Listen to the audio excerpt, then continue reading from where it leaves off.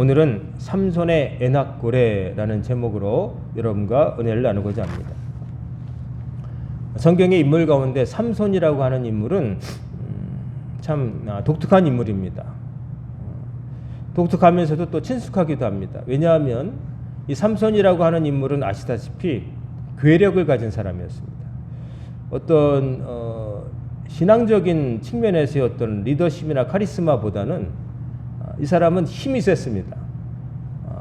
일당백 아니라 우리 본문에 봉독해 드린 것처럼 일당천인 사람이었습니다. 1000명을 당해낼 수 있는 사람.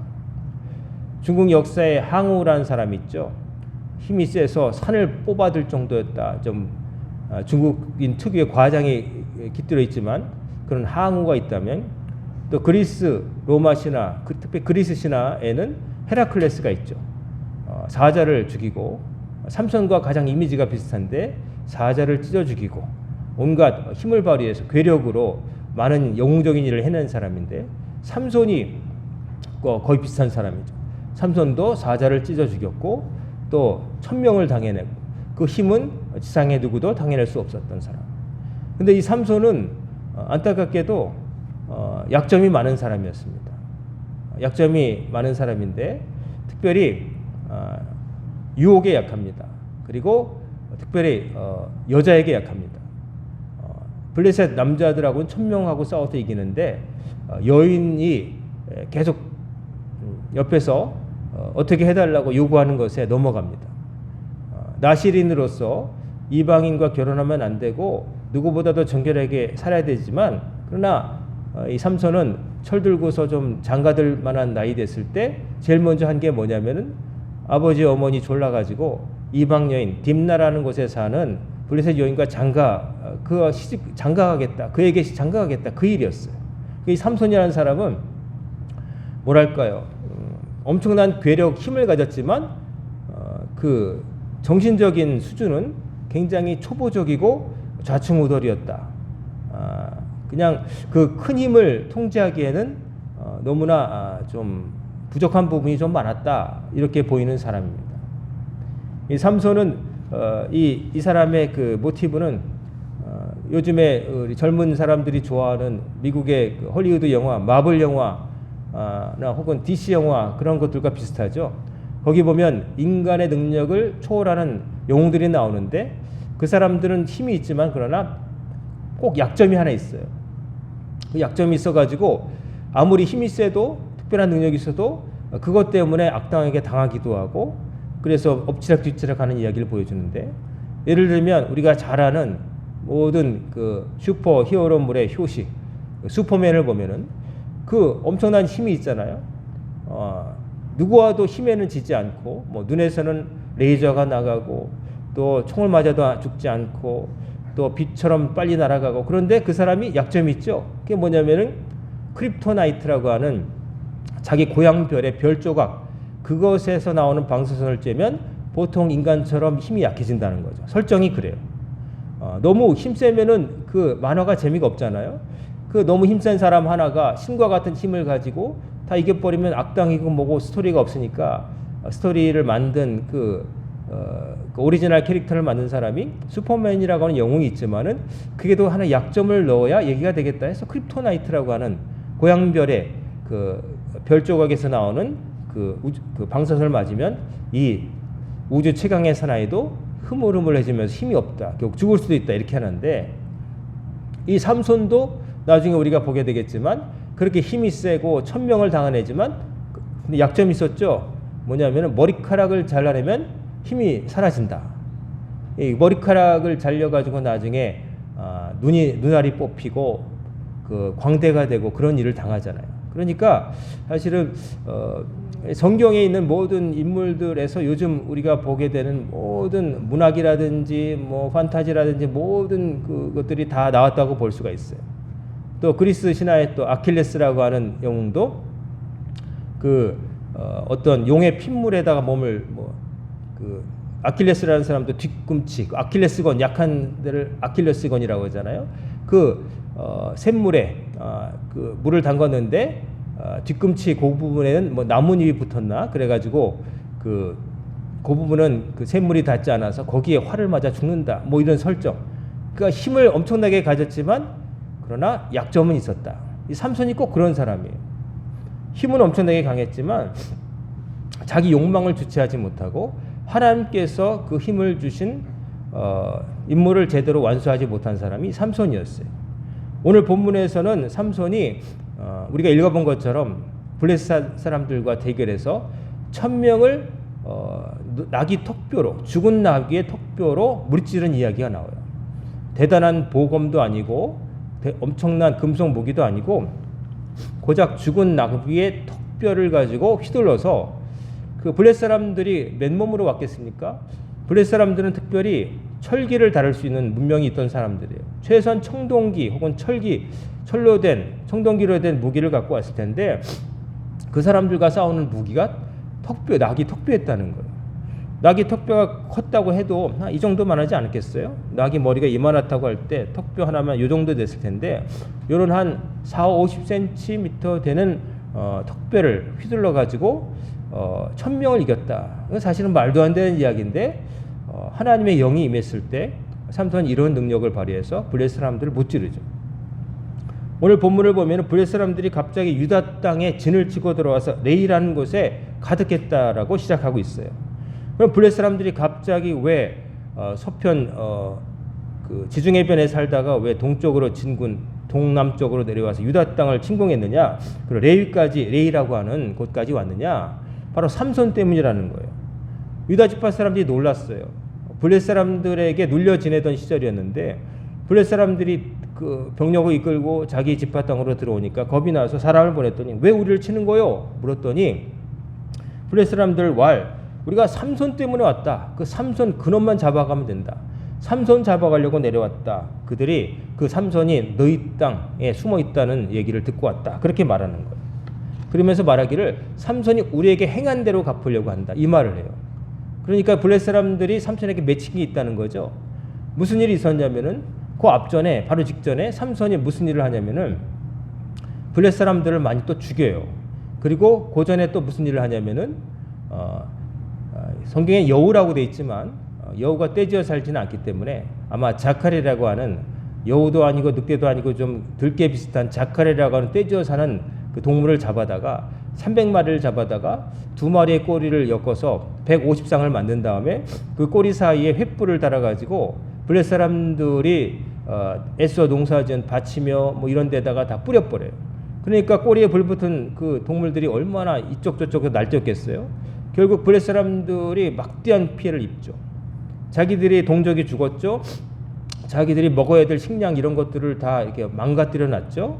그리고 그 전에도 딥나에 가서 블레셋 여자 얻으려다가 수수께끼 내서 그 안가품으로 또 블레셋 사람도 죽이고 옷 30벌을 탈취해서 사람들에 주는 등 어쨌든 삼손이 하나님의 사람답지 않은 행동을 블레셋 땅에 들어가면서 그냥 모든 것이 다 갈등이었던 거예요. 그래서 블레셋 사람들이 가만히 있을 수 없어서 이제 사람들을 데리고 여기까지 내려온 거예요. 자, 우리가 삼손을 결박하여 데려가려고 한다. 그러니까 어떻게 합니까? 유다 사람들이 우리 동족은 죽어도 못 내줘 이런 게 아니라 어떻게 하냐면 유다 사람 3,000명이 에담 바이팅에 내려가서 삼손에게 이르되 삼손을 찾아갑니다. 그리고 3,000명을 데리고 삼손을 찾아가요. 이걸 보면은 삼손을 두려워했다는 걸 알 수 있죠. 그리고 삼손보다 사실은 블레셋을 더 두려워했다. 블레셋이 제일 무섭고 그 다음에 삼손도 만만하지 않으니까 3,000명 데려간 거예요. 자, 한 명 잡으러 3,000명 동원하는 게 어떤 의미겠습니까? 대단히 중요한 사람이고 꼭 잡아야 된다는 뜻이겠죠. 물샐 틈 없이 잡아야겠다. 이 3,000명 동원한 이야기는 사울 왕이 다윗 잡을 때 3,000명 동원했다는 이야기가 성경에 나와요. 그러니까 절대로 놓치지 말아야겠다. 한 사람 죽이려고. 여러분을 죽이려고 3명이 매복해 있다 그러면 외출하시겠습니까? 폭력배 3명이 여러분에게 아주 안가품을 하려고 칼 들고 숨어 있다. 그러면 외출도 하기 싫고 잠도 못 자겠죠. 근데 3,000명이 목숨을 버리고 오는 거예요. 자, 삼손이 에담 바이틈에 있다가 만났어요. 그러더니 삼손에게 유다 백성들이 그러는 거죠. 너는 블레셋 사람이 우리를 다스린 줄을 알지 못하느냐? 네가 어찌하여 우리에게 이같이 행하였느냐?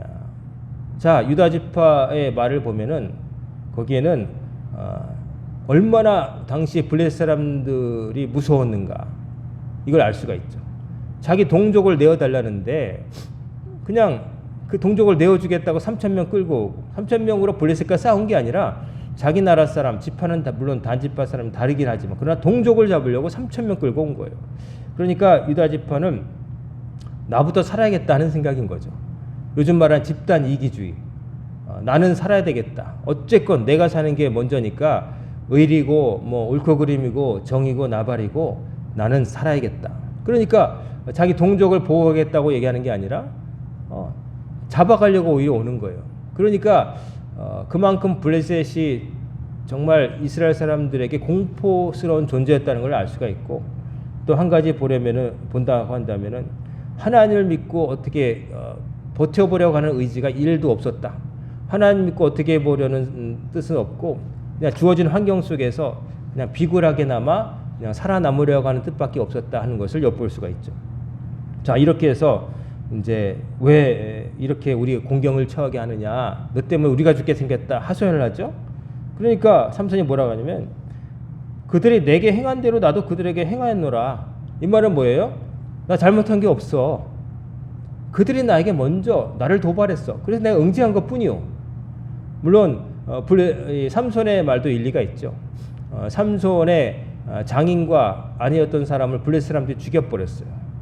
그리고 또 삼손에게는 참 그게 안타까움이었는데 삼손이 그걸로 상처를 많이 입었죠. 그래서 그것에 대한 안갚음으로 이제 블레셋과 점점 엇나가기 시작했는데 내가 당한 대로 행한 것뿐이요라고 말하는 거죠. 자, 이제 그 중간에 낀 유다 지파는 난감하게 되었어. 삼손도 완강하게 쟤들이 먼저 날 때렸어 이렇게 말하는 거고 저 블레셋 사람들도 삼손이 우리를 먼저 때렸다. 서로 원한이 있다.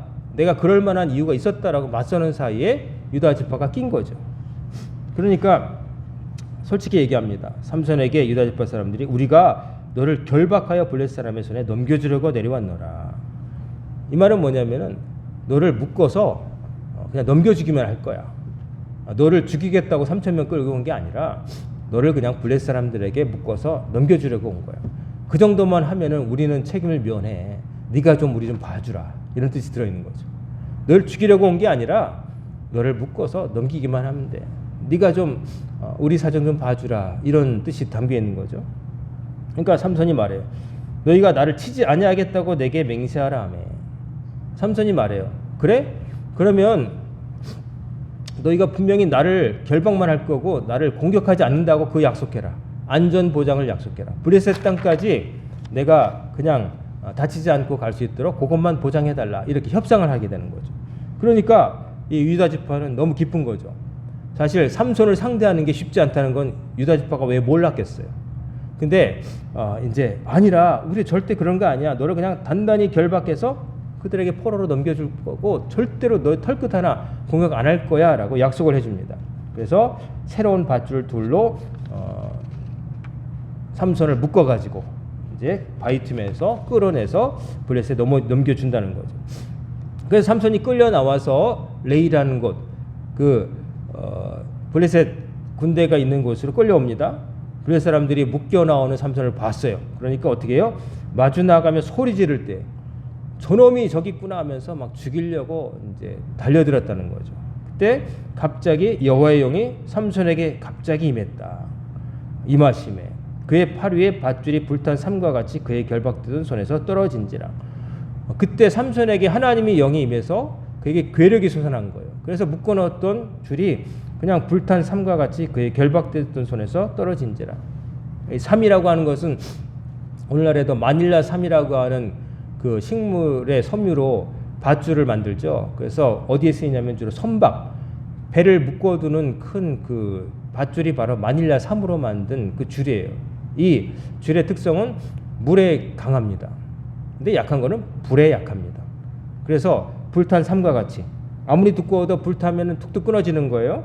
그래가지고 결박된 손에 툭 떨어지는 거예요. 그러더니 삼손이 거기 보니까 레이라는 곳의 지명이 특별한 뜻인데 그 지명이 왜 붙었는지 성경에 설명이 없어요. 다만 턱뼈. 거기에 턱뼈가 많았나 봐요. 옛날부터 나귀가 죽어서 그랬는지 아니면 죽은 동물을 거기다 버렸는지 모르겠지만 턱뼈가 있었어요. 턱뼈 중에 좀 새거 죽은 지 얼마 안 된 나귀의 턱뼈가 있었나 봐요. 그걸 들고 무기처럼 집어들었어요. 그리고 그것을 휘둘려서 1000명의 블레셋 사람을 죽입니다. 그러면서 뭐라고 이제 승리의 노래를 부르냐면은 내가 나귀의 턱뼈로 한 더미 두 더미를 쌓았으며 나귀의 턱뼈로 내가 1000명을 죽였다 아니라 나귀의 턱뼈로 한 더미 두 더미. 나귀란 말과 더미 무더기란 뜻과 발음이 같다 그래요. 그러니까 지금 삼손은 언어 유희를 하는 거예요. 이제 말장난 하는 거죠. 이겼다고 기분 좋아가지고 아주 그냥 랩하는 사람 래퍼들이 라임 살리는 것처럼 그러고 있는 거예요. 기뻐가지고 내가 턱뼈로 한 더미 두 더미 쌓았다. 시체를요. 상대편의 시체를 한 더미 두 더미 쌓았다. 그러면서 1000명을 죽였다 막 노래하는 거예요. 그리고서 그 말을 마치고 턱뼈를 자기 손에 던져버리고 그것을 라맛 레이라 이름하였더라. 턱뼈의 언덕이라고 하는 이름을 지 멋대로 붙여버립니다. 레이라는 곳에 턱뼈라는 곳에 이제 언덕이라고 하는 자기 업적, 내가 죽인 블레셋 사람들의 시체 무덕이라는 말을 더 붙여가지고 라맛 레이라고 이름 붙입니다. 참 말도 안 되는 결과를 보인 거죠. 블레셋 사람들은 이 말도 안 되는 패배를 당한 거예요. 삼손이 힘센 줄은 알았지만 이렇게 자기들이 무너질지는 모르는 거죠. 1000명이 죽어나갔으니까. 근데 블레셋 사람들은 뭘 못 본 거예요? 삼손만 봤지, 묶여 나오는 삼손만 봤지, 묶여 나온 삼손에게 하나님의 영이 임하는 것은 그들은 보지 못한 거예요. 그래서 우리가 이겼다 달려나오면서 그냥 금방이라도 죽일 것처럼 달려들었다고 오히려 1000명이 좋은 무기도 아니고 땅바닥에 버려져 있었을 나귀 턱뼈에 맞아 죽은 거예요. 그러니까 어디 가서 얘기하기도 싫은 창피한 일을 당한 거고 반대로 삼손으로서는 엄청난 승리를 이제 걷게 된 것이죠. 여기서 보면 이 삼손이 이 승리에 얼마나 도취되었는지를 알 수가 있어요. 너무 기뻤던 거예요. 어떻게 보면 원수도 갚았다는 거하고 그리고 보잘것없는 나귀 턱뼈로 블레셋의 1000명을 못 찔렀으니까 얼마나 자기가 의기양양했겠어요. 그러니까 스포츠 경기에서 큰 점수차로 이기면 막 사람이 기쁘잖아요. 아, 내가 이겼다. 불리한 경기에서 역전하면 더 좋죠. 그저께인가요? 우리나라 그 프로야구 코리안 시리즈에서 엎치락 뒤치락하는 경기가 있었던데 마지막에 보니까 9회 말 투아웃에 어느 팀이 이긴 팀이 역전 홈런을 쳐가지고 이겼다고 그래요. 한 점 차로 끌려가고 있다가 뒤집은 건데 그 얼마나 기뻤겠어요. 그쪽 응원하는 팀은 막 난리가 났겠죠. 반대편은 최상집 분위기였고 다 이겼다고 생각했는데 졌으니까. 그런 거죠. 끌려 나와서 동족들에 의해서 넘김을 받아가지고 블레셋 사람들 앞에 끌려 나갔는데 하나님이 영이 임해서 그들 1000명을 보란 듯이 못 찔렀으니까 어깨가 뭐 여기다 뭘 안 넣었어도 이만큼 올라갔을 거예요. 그러더니 하나님께 영광을 돌리는 게 아니라 내가 나귀의 턱뼈로 한 더미 두 더미를 쌓았다. 내가 1000명을 죽였다. 내가만 얘기하잖아요. 이 대단한 거예요. 근데 여러분 그 다음에 어떻게 된지 아세요? 18절에 곧바로 삼손이 심히 목이 말라 여호와께 부르짖어 이르되 주께서 종의 손을 통하여 이 큰 구원을 베푸셨사오나 내가 이제 목말라 죽어서 할례 받지 못한 자들의 손에 떨어지겠나이다. 갑자기 정점을 찍더니만 원두박질쳐요. 블레셋의 수많은 사람들 앞에서 또 승리했던 그 삼손이 이제 뭐 때문에 죽겠다고 그러는 거예요? 목말라서 죽겠다는 거예요. 갈증 때문에 죽겠다는 거예요. 대단한 무기에 맞아 죽는 것도 아니고 뭐 골리앗 같은 장수와 싸우다가 뭐 이렇게 핀치해 버린 것도 아니고 목말라 죽겠다. 생각해 보면 1000명을 죽인다고 할 때 한 번 휘둘러서 뭐 10명씩 죽이진 않았을 거 아니에요. 그러면 1000명을 죽인다고 할 때 우리가 이렇게 단순하게 돼 있지만 1000명을 쓰러뜨린다고 할 때도 적어도 한 대 이상 상대편을 공격해서 이기려면은 1000번 이상의 아마 스윙을 했을 거예요. 휘둘렀을 거예요. 그러면 얼마나 힘들겠어요. 체력 소모가 대단한 거예요. 피비린 나는 거고 이게 스포츠도 아니고 죽기 살기로 하는 싸움에서 이렇게 휘둘러서 승리했을 때 그 다음에 이제 체력 소모가 온 거고 특별히 갈증이 온 거예요. 갈증이 오니까 죽겠는 거예요. 그러니까 조금 전까지도 내가 1000명을 죽였다 그러면서 막 이렇게 망나니 칼춤 추듯이 막 이러다가 갑자기 갈증이 확 오니까 푹 사그라지면서 하나님, 이제서야 이제 하나님 찾는 거예요. 주께서 종의 손을 통하여 큰 구원을 베푸셨사오나 이제 내가 목이 말라 죽어서 할례 받지 못한 자를, 즉 이방인들 손에 죽게 되었나이다 라고 비는 거예요. 자, 사람이라는 게 이런 거예요. 잠깐 승리했을 때는 지가 다 이룬 것처럼 그러다가 이제 그 승리의 기쁨이 사라지고 나서 어려움이 오면은 그제서야 하나님 제가 죽겠습니다 이렇게 하는 거예요. 참 삼손이라는 사람 목말라 죽겠다고. 보통 영웅 같으면은 그렇게 하고서도 문학 작품이라는 거 보면 그러고서 장렬하게 죽는다든지 그러는데 삼손은 곧바로 목말라 죽겠다고 물 달라고 하나님께 비는 거예요. 땅바닥에 올려서. 이 삼손이라는 사람이 이런 사람이에요. 저 여자 예쁘다, 장가 가야겠다. 목마르다, 꿀 먹고 싶다. 아유, 죽은 시체에 사자 몸이 있는 건데, 아이 목말라 죽겠는데 단 건 먹고 싶은데 그냥 또 먹는 거예요. 꿀 먹는 거예요. 그게 삼손이에요. 목말라 죽겠어. 아유, 목말라 하나님 살려주세요. 정말 단순하죠. 정말 단순 무식하고 본능에 충실한 사람이에요. 자, 이 사람의 이 부르짖음, 그때 하나님이 그를 안 버리세요. 어떻게 하시냐면 그 부르짖음을 들으시고 그 레이라는 곳에서 한 우묵한 곳, 북 들어간 곳을 터뜨리시는데 거기서 물이 갑자기 솟았다는 거예요. 이거는 삼손이 해낸 일이 아니라 하나님이 하신 거예요. 그래서 물이 솟아나오니까 거기서 물이 솟아나오는 것을 먹고 정신이 회복되어 소생했다. 그래서 그 샘 이름을 뭐라고 이름 붙였냐면은 엔학고레, 즉 부르짖은 자의 샘이다. 부르짖은 자의 샘, 샘, 학고레. 우리 고래고래 소리 지른다는 거 기억하시면 돼요. 부르짖은 자의 샘이다. 그런 이름을 붙였다는 거예요. 그래서 그 샘이 오늘까지, 즉 이 사사기가 기록됐던 시점까지 있더라. 그 다음에 블레 사람의 때 삼손이 이스라엘 사사로 20년 동안 지냈더라. 이렇게 기록이 되어 있습니다. 자, 오늘 설교 제목을 삼손의 엔학고레라고 제가 말씀드렸잖아요. 삼손에게 엔학고레는 어떤 곳이었을까요? 그 자기가 승리했던 곳에 그 이름 라마레이라고 하는 이름을 붙였지만, 그러나 승리 바로 뒤에 삼손은 자기가 보잘것없는 인간, 즉 목말라서 죽을 수밖에 없는 인간이라는 것을 깨닫게 돼요. 1000명을 나귀턱뼈로 상대하는 괴력을 발휘했지만 그게 지 능력이 아니라 하나님이 도우신 것인데, 내가 1000명을 죽였다 그러다가 곧바로 갈증, 엄청난 갈증이 엄습하자 그제서야 주께서 주의 종을 통하여 큰 구원을 베푸셨사오나 제가 목말라 죽겠습니다. 살려주세요. 이게 삼손의 모습이었다는 거죠.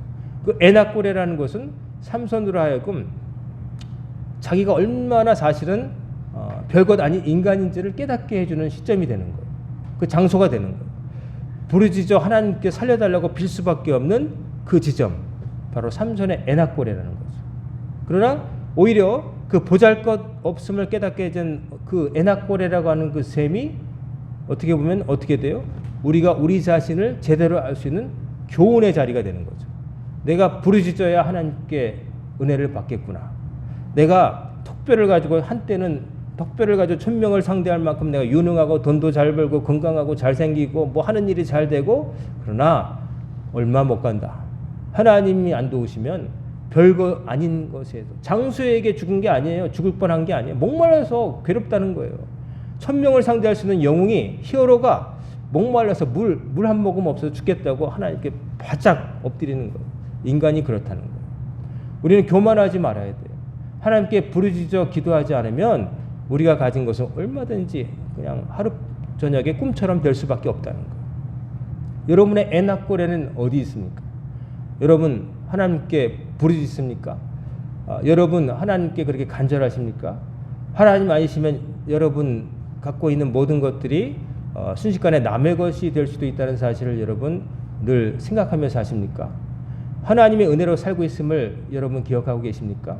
내가 이거 내 것, 그러나 내 것은 하나도 없는 거예요.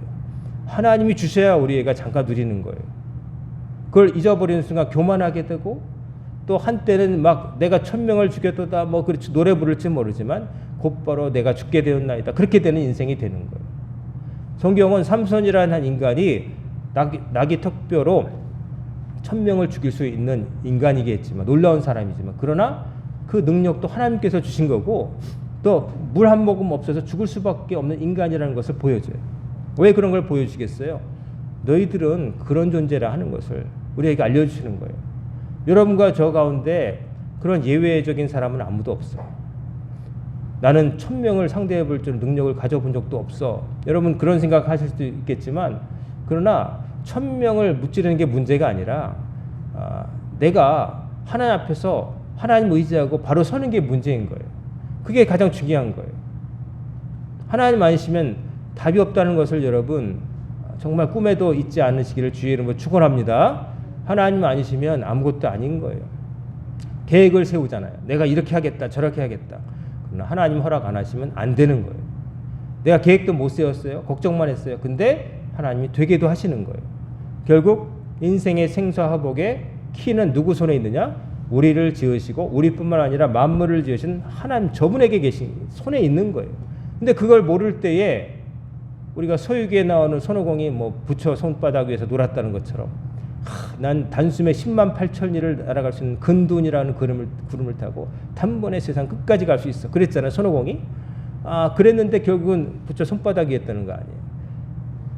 먼 땅끝까지 가봐서 내가 여기까지 왔다. 가보니까 5개의 기둥이 있는데 거기다가 그 원숭이 손오공이 오줌을 싸 갈기면서 제천대성 여기 왔다 가다. 그러고서 다시 돌아가서 부처 앞에 너는 가볼 수도 없는 먼 곳에 갔다 왔어.